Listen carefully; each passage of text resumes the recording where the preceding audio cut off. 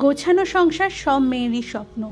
আর এই গুছিয়ে সংসার করার জন্য কয়েকটা টিপস আছে, যেগুলো ফলো করে আমি আমার সাংসারিক জীবনে অনেকটা উপকার পেয়েছি। সে কারণেই আজকে ব্লগের মধ্যে দিয়ে জিনিসটা তোমাদের সাথে শেয়ার করতে চেয়েছি। Hello everyone, good morning, welcome back to my channel. আশা করি তোমরা সবাই খুব ভালো আছো, আমিও ভালো আছি। এখন বাজে সকাল 8টা। এখন থেকে তোমাদেরকে সাথে নিয়ে আজকের ব্লগটা শুরু করছি। একজন গৃহিণী হিসাবে সকাল থেকে রাত পর্যন্ত অক্লান্ত পরিশ্রমের দ্বারা আমরা নিজেদের সংসারটাকে ভালোবাসার সাথে সাজিয়ে গুছিয়ে তুলি। সারাদিনে সবটা সামলে সুন্দর করে সাজিয়ে গুছিয়ে রাখার পরে পরের দিনকে সকাল থেকে আবারও শুরু, সেই রাত্রি অবধি টানা একই কাজ, একই একঘেয়ে জীবন, একই রকমের একঘেয়ে রুটিন। ভালোবাসার সাথে যতই করি না কেন, কখনো কখনো মনে হয় বড্ড দম বন্ধ লাগে, পালিয়ে যাই এই সংসার ছেড়ে, ছুটি নিতে ইচ্ছা করে কিছুদিনের জন্য। কিন্তু পারি কি? পারি তো না। একটা বড়সড় দায়িত্ব যে আছে আমার কাঁধে।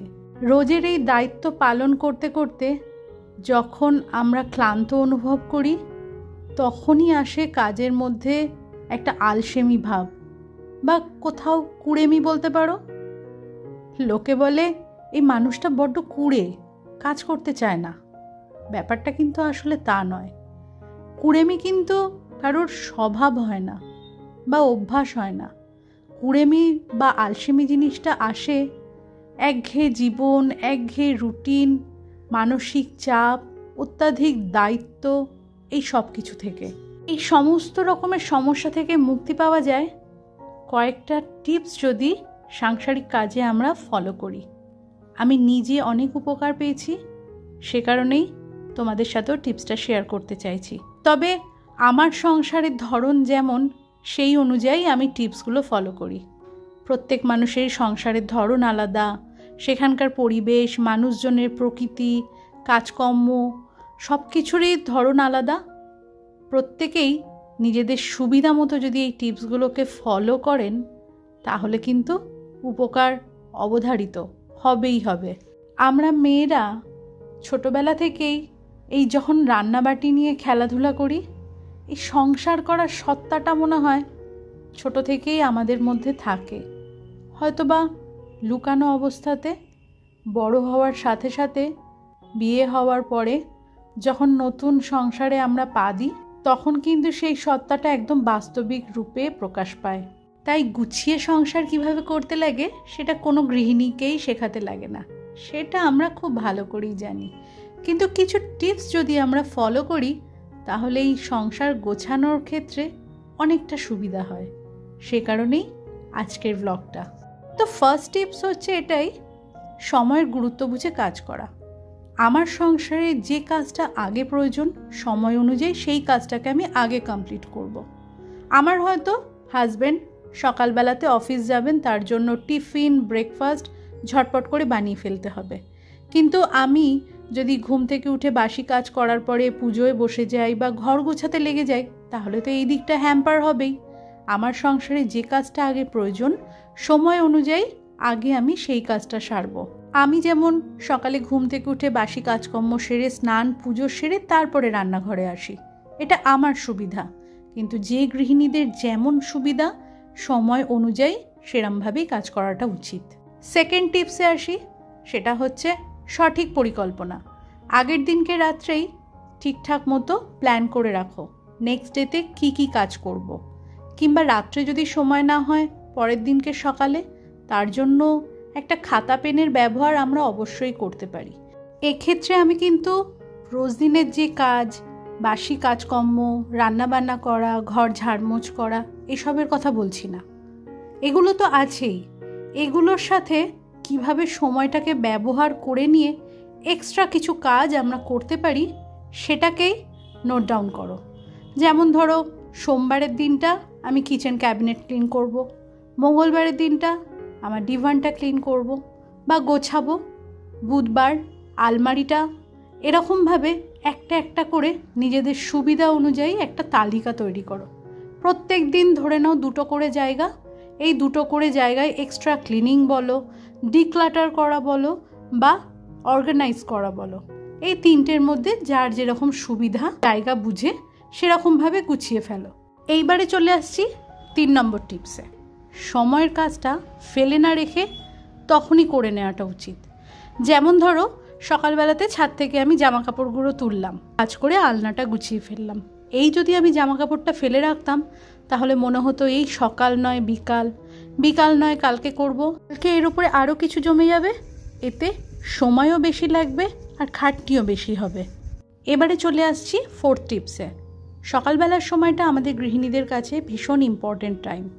সেই সময়টাতে গল্পগুজব করে বা মোবাইল ঘেঁটে টিভি দেখে সময় নষ্ট না করে ঝটপট তাড়াতাড়ি যদি আমরা সংসারের কাজগুলো একভাবে শেষ করে ফেলি তাহলে কিন্তু দিনের অনেকটা সময় আমাদের নিজেদের জন্য বেঁচে যায়।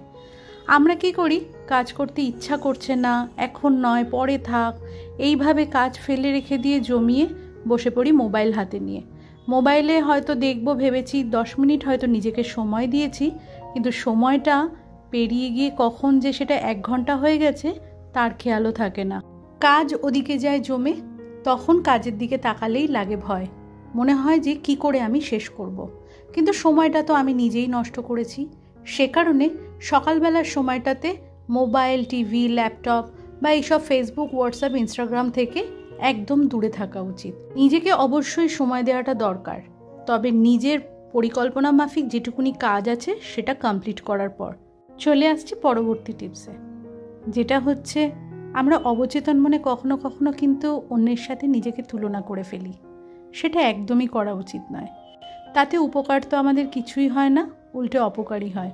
দেখো, ভুলভাল চিন্তা ভাবনা করলে কি হয়, কাজে অনীহা আসে, মন মানসিকতা ভালো লাগে না, আর সবথেকে বড় কথা কি, এনার্জি লেভেলটা হয়ে যায় 0। যদি এনার্জি না থাকে কাজের, তাহলে সংসারটা গোছাবো কেমন করে? সে কারণে অহেতুক চিন্তা থেকে দূরে থাকা উচিত। আর নিজেকে মোটিভেট করো।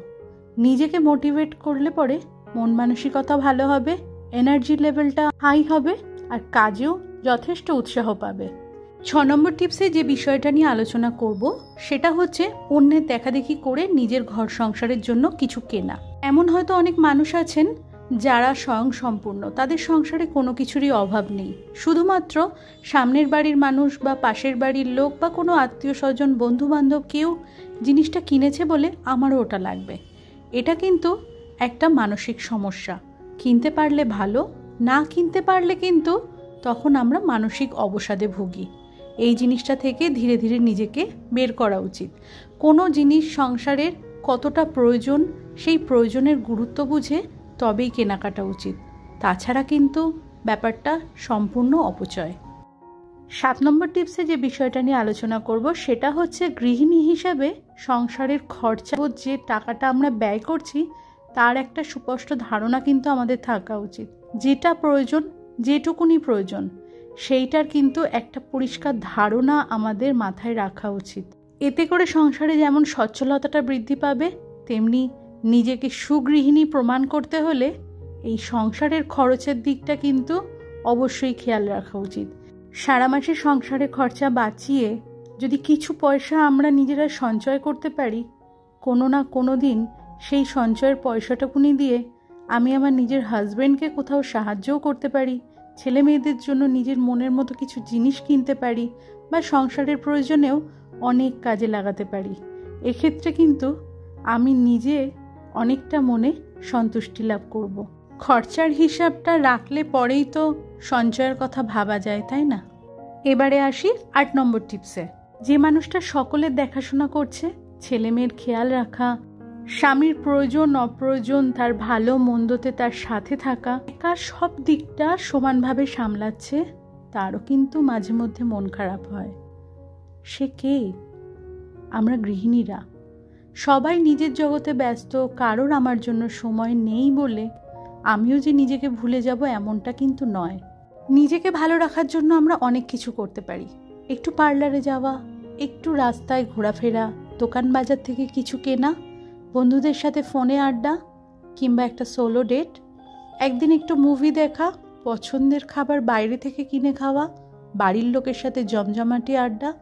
আমরা প্রত্যেকেই তো আলাদা আলাদা মানুষ, আমাদের একটা আলাদা জগৎ আছে। নিজেদেরকে চেষ্টা করলে নিজের মতো করে ভালো রাখতেই পারি। এটা গেল বাইরের দিককার কথা। আর ঘরের মধ্যেকার কথার হিসাবে আমি বলতে পারি, পরিবারের সকলের একটু ভালো ব্যবহার, একটু সহযোগিতা একজন গৃহিণীর মনকে অনায়াসেই ভালো করে দিতে পারে।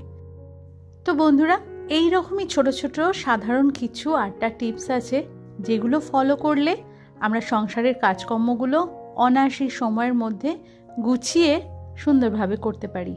তার সাথে নিজেকেও সময় দিতে পারি, নিজের মনের দিকটাও খেয়াল রাখতে পারি। আর নিজে যদি সব দিক থেকে আমরা ভালো থাকি, তাহলে পরিবারের সকলকে আমরা অনায়াসেই ভালো রাখতে পারি।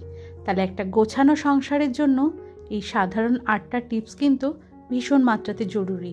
এটা ফলো করলে পরে অবশ্যই উপকার পাওয়া যাবে। তো বন্ধুরা, আজকের ব্লগটা এইটুকুনিই থাক। তোমরা ভালো থেকো, সুস্থ থেকো। দেখা হচ্ছে নেক্সট ব্লগে। ততক্ষণের জন্য টাটা।